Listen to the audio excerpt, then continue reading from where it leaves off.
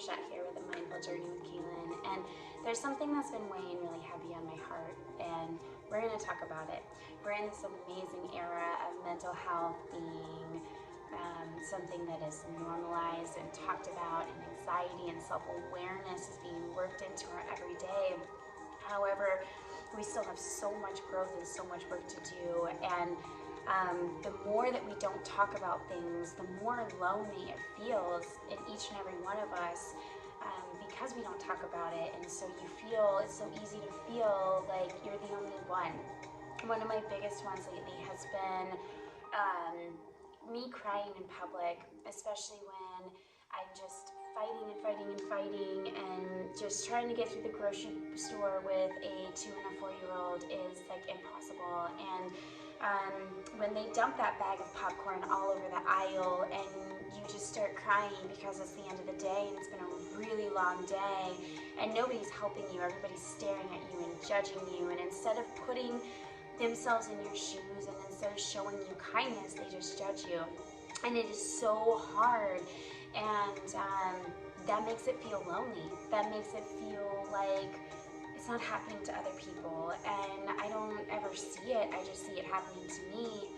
And it takes friends and it takes people talking about these situations and telling their stories of the most recent meltdown that their kids had, or the most recent weak moment that they had. And it takes those moments and it takes other people being vulnerable in order to let other people be vulnerable, right? It's talking about it, it's accepting it, it's moving forward with it in this world around social media that, all of these, like my latest one, I've been really struggling with not being able to teach as much yoga as I really want to. And my brain, the thing that I need to unlearn is this societal thing that we've taught of like work until you die. And that's what you do. Be a stay-at-home mom, but also work full-time at home and cook meals and eat healthy and exercise and have friends. Like, that is impossible. Whether you're a full stay-at-home mom or whether you're a full working mom, that is impossible, even doing all of those things all together. But for some reason, we continue to only focus on the happy things because we want to seem perfect, and we have these egos that we can't put aside. I know mine was super high. I couldn't say yes to anyone offering help because guess what? I was triggered. It didn't feel genuine. When people offered to help me, for some reason, my mom always had strings attached. There was always strings attached in our family. So it's like you do one thing for someone, but like, you better wait, it's gonna come back around and you're gonna be expected to do this. And so no wonder why I get triggered when people offer help. But when I finally started bringing attention to that because of all of the work I've done, which is really hard work to do, it's hard to look at yourself in the mirror. I realized that by saying no to all of these people because my stupid ego, I am saying no to myself. I am saying no to having a balance, because we cannot do it all on our own. We were not designed to do it all on our own. Whether you have kids or don't have kids, you can't do everything and be sane and be at peace. This world has just made us feel like we just have to go, go, go. So although I sold my business and I went to yoga school and got certified, and I told myself I was going to take a break and I was going to slow down, and I'm finally able to do that after several months being done. I'm almost a year done with my business, and I just started relaxing. I just started being in a place where I didn't feel like I had to do anything. Like, oh my gosh, I've done, 4 loads of laundry this week, so there's another load in the dryer, but I'm gonna sit on my couch and I'm gonna put on a Christmas movie that makes me feel so happy and joyful and blissful inside.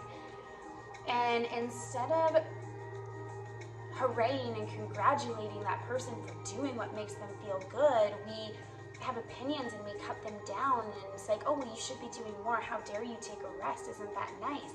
We have so much as a society to unlearn from our previous generations that just didn't know any better. Nobody's at fault. We just didn't know any better. And so we need to get over this fact and remind ourselves that we are exactly where we are meant to be. And I am completely bad at this. I'm just as bad. The word is going right out of my head, but I'm comparing myself. It's funny for how much non-comparing I do and have had to work on doing. I find myself doing it again because it's called a practice. It's called a practice for a reason. And I find myself comparing myself to the moms who are doing it all, and I have to remind myself that they're not doing it all. There is a price that they are paying for it. You just don't see the price that they're paying.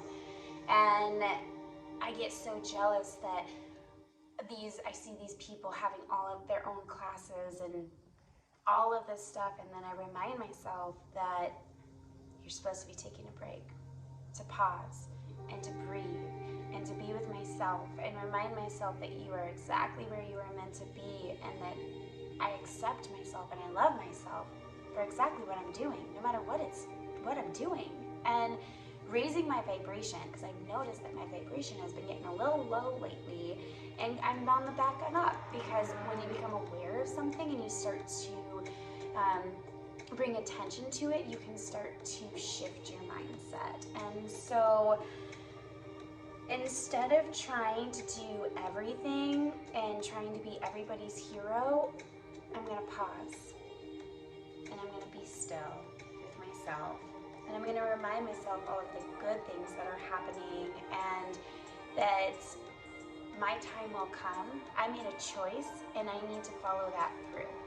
Now, if I change my choice at some time and I decide, you know what, I'm going to put them in school and that's fine, then that's the choice that I make and I deal with the consequences then. But right now, I am not a victim of my consequence of not being able to teach so much yoga, because that is a choice that I made. I chose to stay home with my children, thank goodness. I am very grateful for that. But I could easily have kept working or be working right now, but reminding myself that I chose this, and this is where I'm meant to be right now.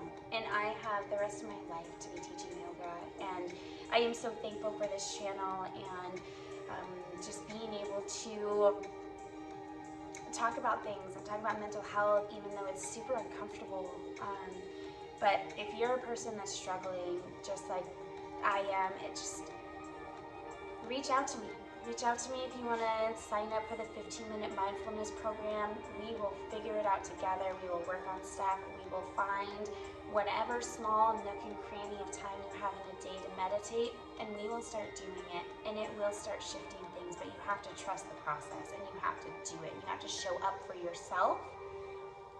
A wise person once said, you have to be selfish in order to be selfless. And I stand by that 100%.